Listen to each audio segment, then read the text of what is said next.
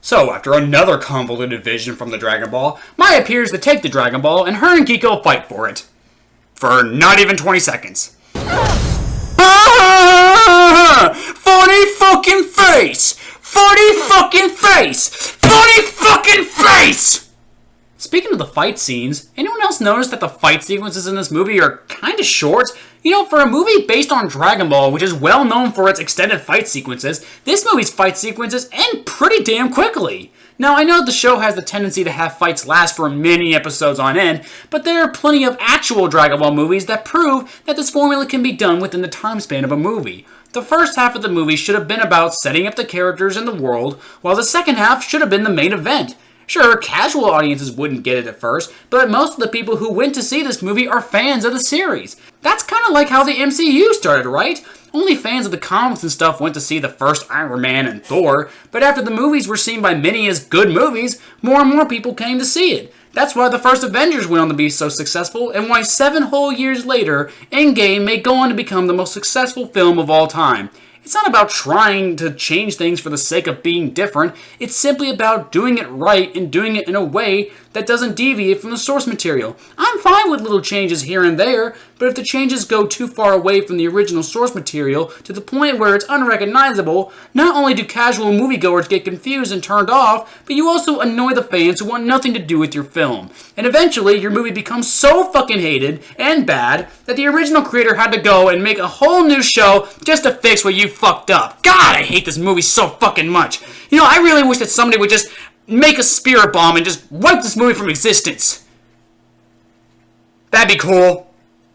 So, after crossing the lava themselves, hey, maybe they found a magic cloud, Roshi finally talks to Geeko about the visions. There's this demon, Osaru, the destroyer. he will kill you. And Bulma. And Yamcha. He will destroy everything. I mean, I don't care about Yamcha dying, but judging from my stone cold reaction here, I don't really care if any of you die. The eclipse is in 2 days. We'll never find the other Dragon Balls in time. There is another way to stop Piccolo.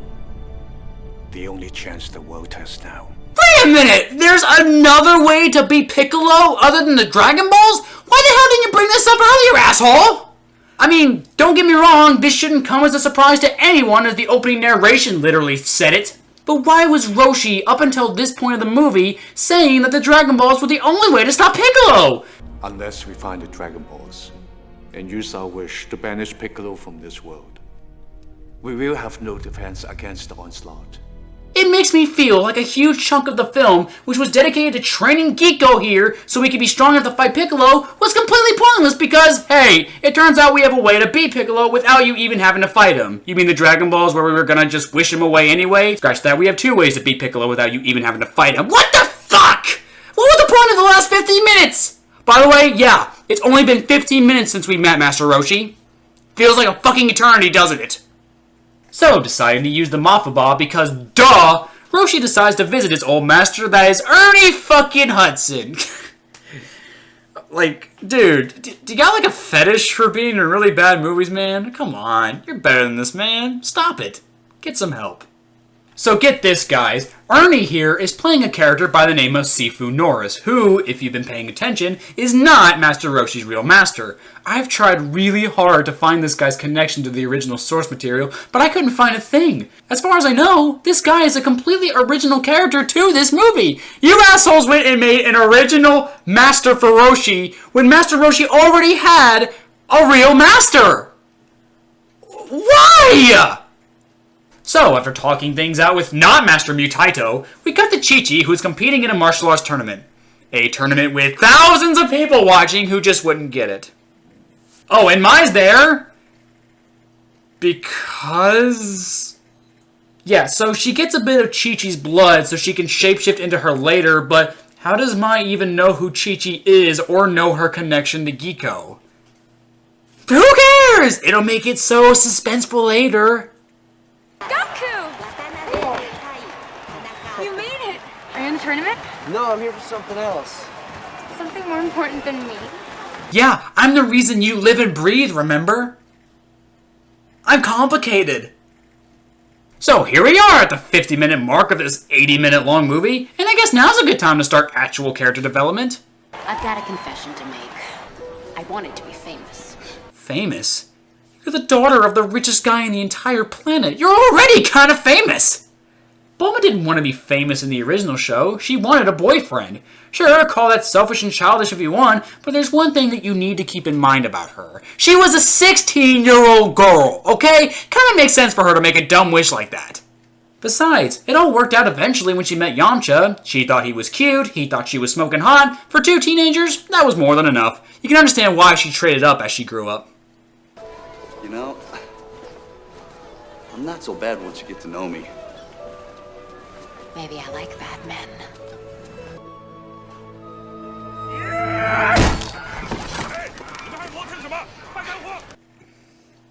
She was this close to getting insta-herpes.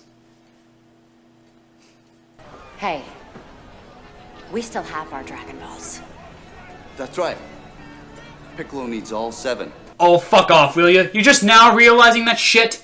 So we cut back to Giko and Roshi, who is finally teaching Giko something useful, how to control his ki. It's here that we finally get to learn about the Kamehameha.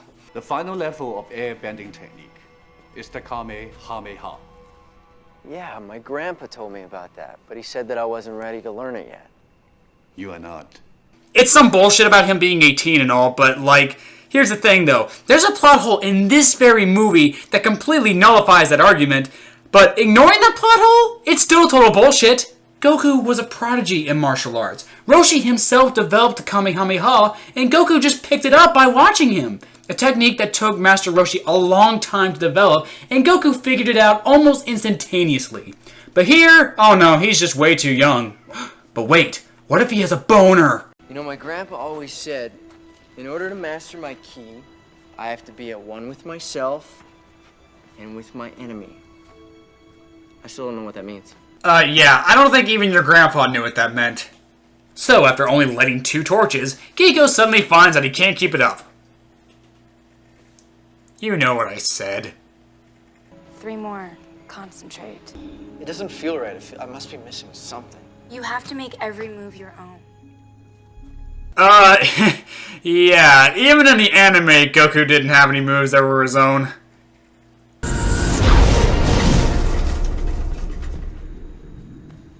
I think the next move, it would be better to blow out all the torches.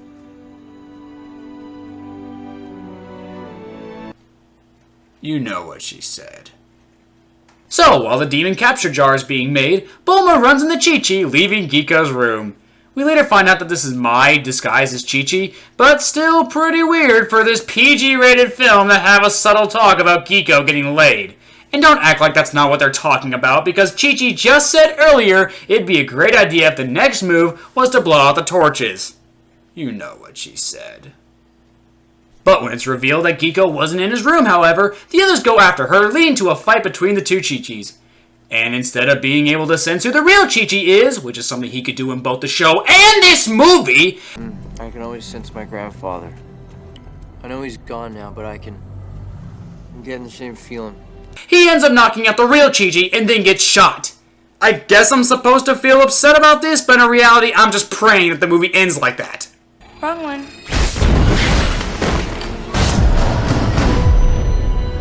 So after Mai gets away, Roshi struggles to bring Giko back to life while Giko sees his grandfather in the spirit world. Grandpa!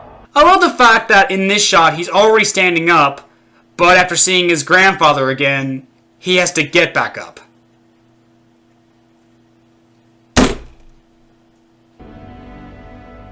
Grandpa! I'm so happy to see you! That's not how you greet your dead grandfather, asshole! That's how you would greet him if he was like at a family barbecue after you hadn't seen him for like a month. Trust me when I say this, losing a parent fucking sucks. All I'm asking for is a little more emotion.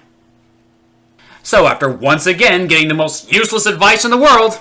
Always have faith in who you are. Or more or less, who you're not. Really who you're not.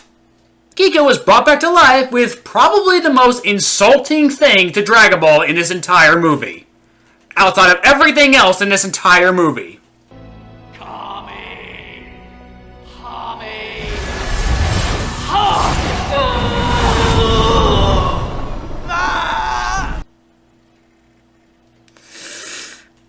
Yes. Yeah, because that's totally what the Kamehameha does. It heals people. Not just heals people. No. It also brings them back to life. My God. It's like they really watched the show or read the manga. They just get it. These guys just really fucking get it. I mean, granted, it took them a whole hour to finally get it right. But they got it right. Oh my God! Like, fucking, yeah! Why didn't I ever think about that? Huh? Wish I could direct a live-action Dragon Ball movie to really just fuck it up! Just fucking the hell up! Why not? The Kamehameha literally stands for Turtle Devastation Wave. Turtle Devastation Wave! Let's focus on the middle word there. Devastation. Devastation. Meaning destruction. Meaning nothing will survive. Okay? And you get healing from it. Yeah, okay, yeah. It's like, yeah, healing from devastation, that's like fucking getting protein from Clorox. The Kamehameha has always been a staple in Dragon Ball. It's like a given. You can't have Dragon Ball without the Kamehameha. That's probably why it's in this movie to begin with. It's become one of the most famous attacks in the world. Even people who don't watch the show at all know what this attack is. The Kamehameha has always been the showstopper. Whenever it's brought out, usually it means that something awesome is gonna happen. And while granted, it's done here too, in the right context later, it still fucking sucks. How do you fuck this up? Also, how do you have an attack do one thing and do something else in the same exact movie? That makes like no fucking sense at all. It's like having a gun kill people in one scene and then having it magically resurrect somebody in the next scene. It makes no fucking sense! They have all 7 Dragon Balls. Dragon Temple. That's where he will resurrect Shenlong. Oh, now there's a Dragon Temple. Now there's a Dragon Temple. Now there's a specific place they have to fucking go to summon the goddamn dragon, okay? What, you thought it was gonna be that easy? There's already a blood moon. There's already a fucking apocalypse. There's already an eclipse and shit like that. You thought it was gonna be that easy just to have them and that's it? No, you gotta go to a specific fucking place. Yeah! Duh! Don't you fucking know your Dragon Ball shit? The enchantments are strong. Pray it is enough to contain Piccolo. And Ernie Hudson's talent is completely wasted again. Sadly though, it's one of the better things to come from this fucking movie. So, heading towards the Dragon Temple, because Kami's place would actually please the fans, Yamcha drives his car off a cliff and...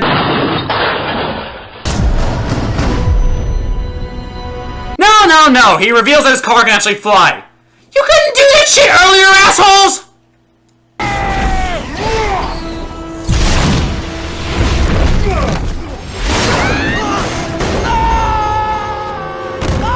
Wow, I am so confused. I have no idea what the fuck's even going on right now.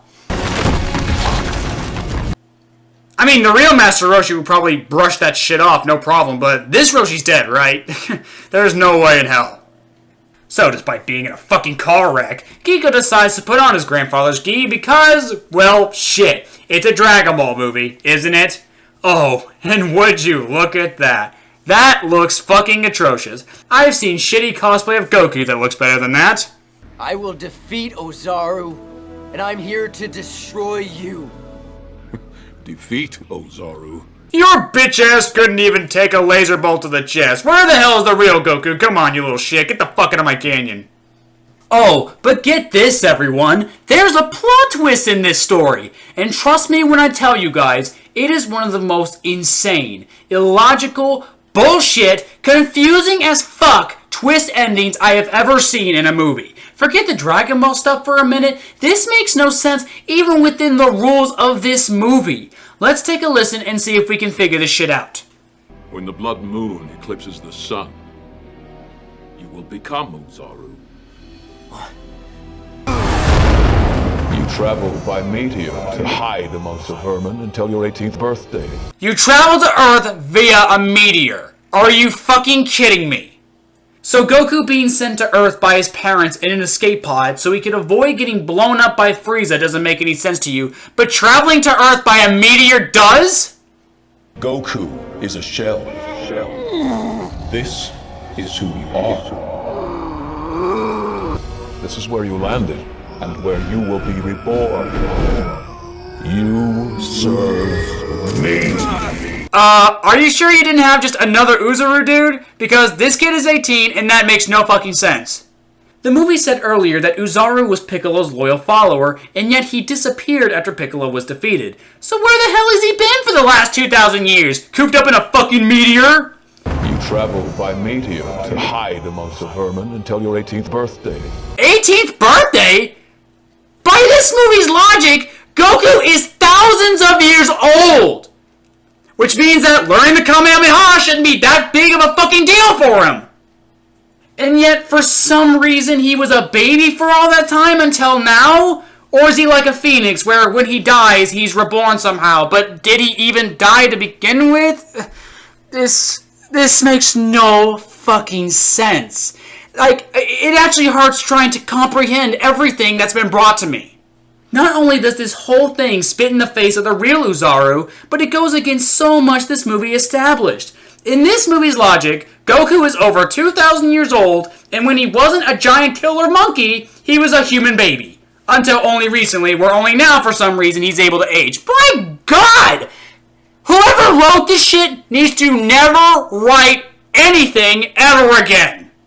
Because this doesn't even apply to Dragon Ball anymore. By its own rules, this is so convoluted it makes no fucking sense.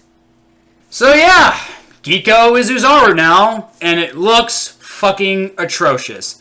Yeah, why make him a giant 35-foot killer monster that wrecks everything in sight when you can just make him a little hairier? God, I wonder what the movie's budget was like.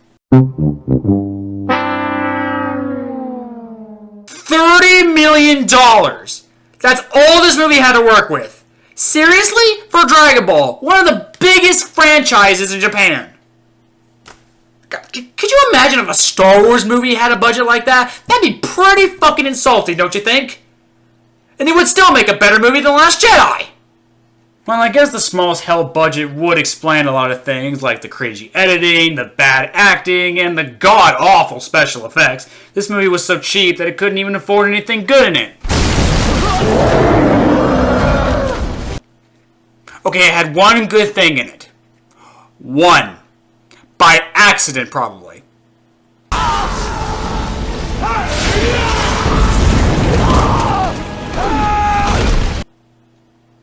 Why didn't he do that the first time?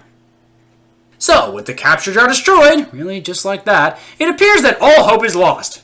Or is it? Osaru can be beaten with fists.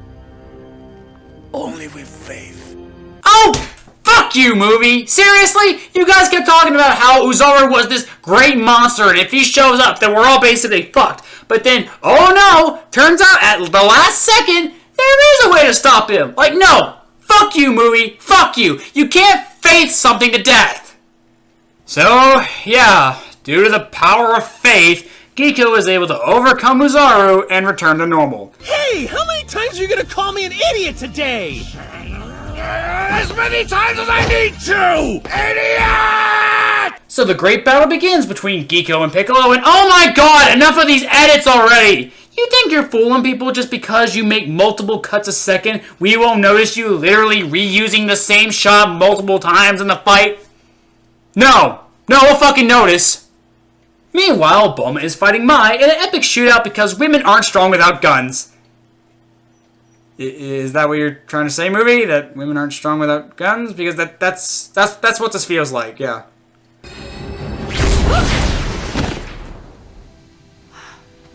And fuck you, movie! You actually let the walking case of HIV live. Yeah, good job, movie. Fuck you. So, after landing a whole 2 punches on Piccolo,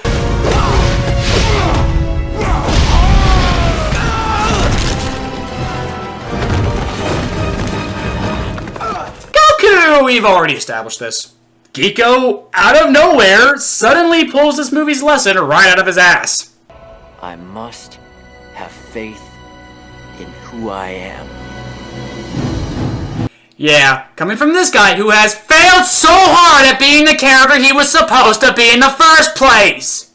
So Giko uses the Kamehameha to attack Piccolo, and for some reason, it looks like a cheap as fuck screensaver. I always prefer the maze over the pipes. Also, shouldn't it have been a laser rather than a cloud? It looks like they both just farted really hard at each other, hoping to knock the other one out. So Piccolo is defeated, but it looks like it's too late for Master Roshi.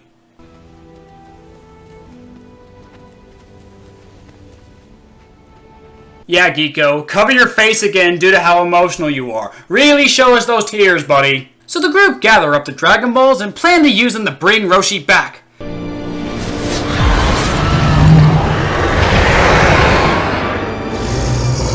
That's the fucking Shenron! Are you serious? What, did the last guy who summoned him douse the fucker in bleach? What happened? You know, I've heard of whitewashing in these kind of movies, guys, but I think this movie takes it to a whole new level. So the wish is granted, and Roshi is brought back to life, meaning that finally, at the hour and 14-minute mark of this 80-minute movie, this movie about Dragon Ball finally did something that the show did. Finally. Oh, but it's okay, because now Giko gets to go and be with Chi-Chi, who wasn't even in the final fight. Guess we just forgot about her. Oops. So Giko and Chi-Chi decide to have one more fight. Giko is about to punch Chi-Chi's foot for some reason, and that, my friends, is where this movie finally ends. At least you'd think that's where it would end. Oh, but no. No, we are happily graced with a mid-credits sequence, because if the MCU can do it, then so can we, right? So in this mid-credits sequence, we get over a minute of this random-ass woman picking berries, and walking, and making some food, and even more walking, all just to reveal to us that Piccolo is alive, hinting at a sequel.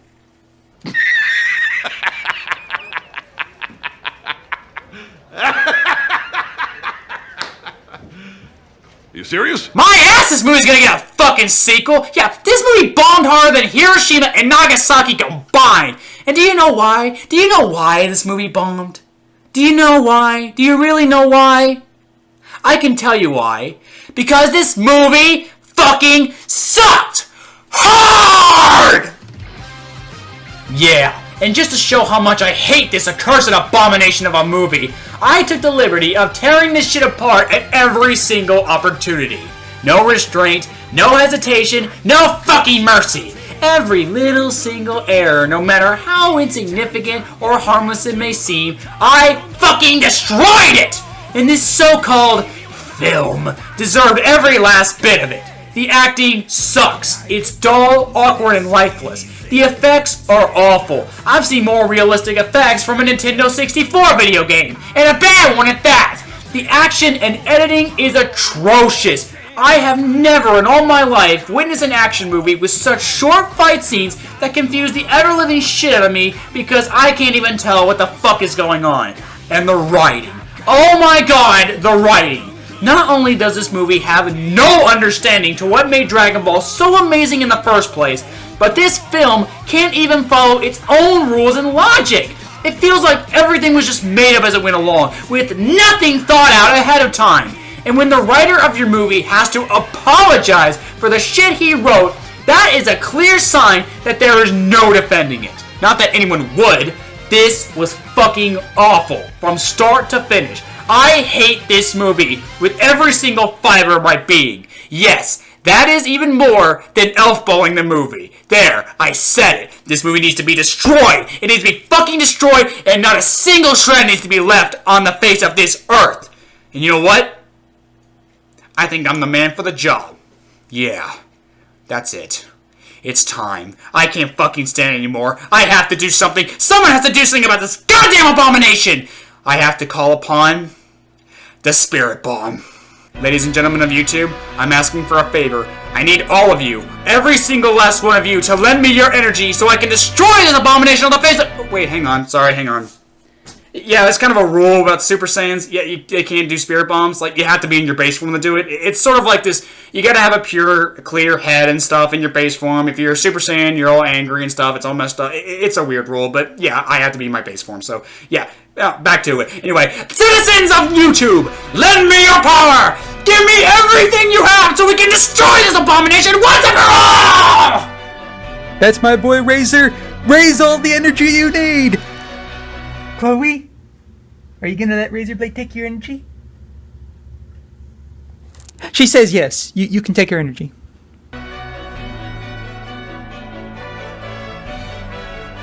Take this energy and ban this Phil to oblivion!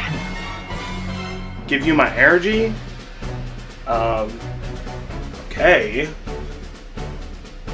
I don't know if this will work or not. Just looks like I'm praising the sun like that guy in Dark Souls. Oh my god. Oh my god, I think it's working! Yes, I'm feeling it! Sweet Jesus tap dancing Christ, I feel the energy! DJ, take the energy of the DVE destroying rocket called Raccoon.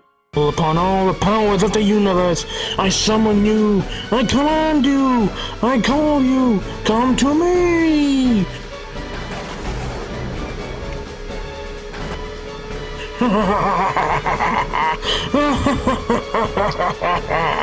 So, RaisorBlade wants my energy to try and destroy a piece of crap movie. Okay, I guess I'll do it. I'll take evil all my energy. Oh, crud, I'm gonna use the bathroom on this, who cares? Yes, I feel it growing bigger. It's almost there. Almost. Oh yeah. Oh, we're getting there. Oh baby. Oh, here it comes. Oh yeah. I know how weird this sounds, I promise, but oh man, it's so good right now. Oh yeah. Alright, just give it back when you're done. I got shit to do. I sense something.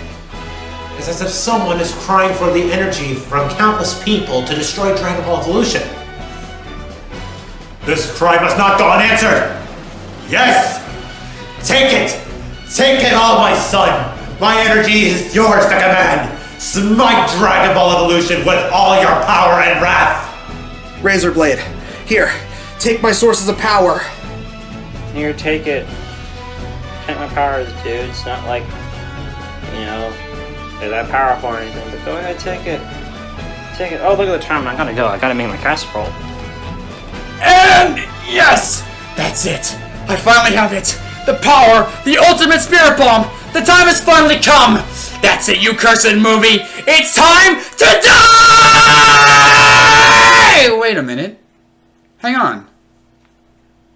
I can't do this. I can't destroy this movie. Wait, what? You're not using our energy, but what? What? You're not using our... Even Chloe's confused. Look. Oh, what? You didn't even use these. Man, it was expensive to get this jacket. I had to go to Old Navy, and this was like over $20, man. Screw this. I'm out of here. You fool! Don't you know what you're unleashing?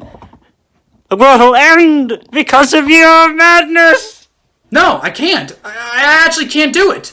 It wouldn't be right. It just wouldn't be right, guys. It wouldn't be. Wait, hold on. So, I donated my energy to you and screamed like a jackass for no reason whatsoever. Yeah, you'll be hearing from my mobile suit. Screw this. I'm gonna get drunk and more Snapple. Lending your energy. Really? You're calling us off? Well, what the hell is the point of any of us being here? You have to be a jerk, man. I just pooped my pants for nothing. Well, it gets things a lot. Well, still, this was worth nothing, I guess. Can I have my energy back, please? What? You know how much power to drain from me for that? And you do it all away. You kidding me right now? I'm sorry, what? No, I don't think you guys understand. If I destroy this movie, I end up destroying a huge part of the Dragon Ball legacy. As awful as this movie is, it does play a very big part in an otherwise amazing franchise. Oh, don't get me wrong, it sucks. It really sucks. But come on, is it honestly the worst movie ever? No, it's not. Now, granted, I hate it more than any other movie I've ever seen, but as a movie itself goes, yeah, there are worse things out there. Dragon Ball Evolution is at least blissfully short at only 80 minutes long, and if it weren't affiliated with Dragon Ball in any way, then this would just come across as some really dumb, by-the-numbers martial arts movie that nobody would even remember. Maybe not even the people who made it. Along with that, but there is also kind of a weird, so bad it's good charm to it that I guess I could understand if someone said that they enjoy this movie ironically. While I am too hardcore of a Dragon Ball fan to see it like that, this movie just pisses me off way too much for that, I will admit I have seen uglier, more insulting, and poorly written shit than this one. But that's not the reason why I'm sparing this movie. The real reason is because of its effect on the Dragon Ball community.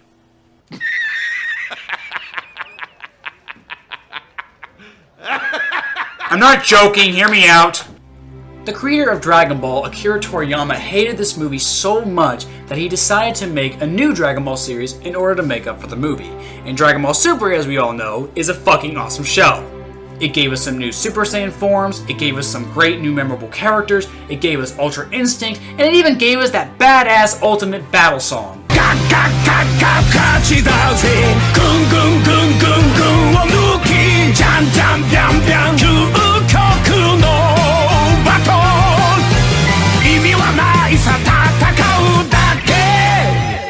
Sure, Dragon Ball Super had a few hiccups during its run, but the pros definitely outweighed the cons in this instance. And now, you can even say that Dragon Ball is more alive now than ever before. Not to mention the new movie that just came out, Dragon Ball Super Broly, which made Broly canon, it made Bardock canon, it made Gogeta canon. You can't deny that's actually a pretty cool thing. And to think that none of this would have ever happened if it wasn't for this shitty live-action movie. So in a weird way, I guess you can thank this movie for bringing Dragon Ball back to life in a weird way, right? Right? Yeah, no, I'm with you. No, fuck this movie anyway. Still can't destroy it, guys. I'm sorry. Oh, come on, man. You can't just blue ball us like that. Oh, look, I'll make it up to you guys, I promise, alright? Next movie I'm doing, I'm giving you all the movie you all voted for the most, okay? It involves a hunchback and a bell tower, okay? Will that satisfy you guys? Will that make you all happy? Boo! You stink! Fine. Fine then. Yeah, be that way. Who needs you? Actually, I need you. My name is RaisorBlade, and I just want to say thank you to each and every last one of you for being a subscriber of mine. I'm sure a lot of you are well aware of my situation and the crap that's been going on for the last couple of months involving me. But yeah, I just want to let you all know I've read every single one of your comments on Facebook, on YouTube, and so on and stuff like that. And I just want to say thank you all so much for all of your love, all your compassion, all your patience. I know that I don't really deserve it, but it really does warm my heart knowing I have the absolute best fans in the world. It really does mean a lot. So I just want to say thank you all again for being patient with me when it comes to making this review and getting the videos out there and stuff like that. So yeah, I just want to say thank you all again, and hopefully from this point on, I can be better. I can get you guys reviews faster, I can live stream more for you guys, I can do whatever I can to be better for you all, because you all do deserve it. You all absolutely deserve it, each and every last one of you. So this was supposed to be my 1,000 subscriber special, but I have about 1250 subscribers now. So let's make this a 1250 subscriber special. How about that? To the greatest fans in the world, you all deserve it. Thank you all so much for everything you do for me, and I want to try to repay you, even though I personally think that is impossible. There is no way on earth I can repay you all for the amazing gift you have given me of just being here. So thank you all so much for watching. Thank you all so much for the love, support, and basically everything else you've given me. It really does mean the world. So with that being said, My name is RaisorBlade, and as always, rock on. And please, no matter what you're going through, no matter what it is, no matter how hard it is, you can get through it. Because I did. I did it for you. So please, do it for me.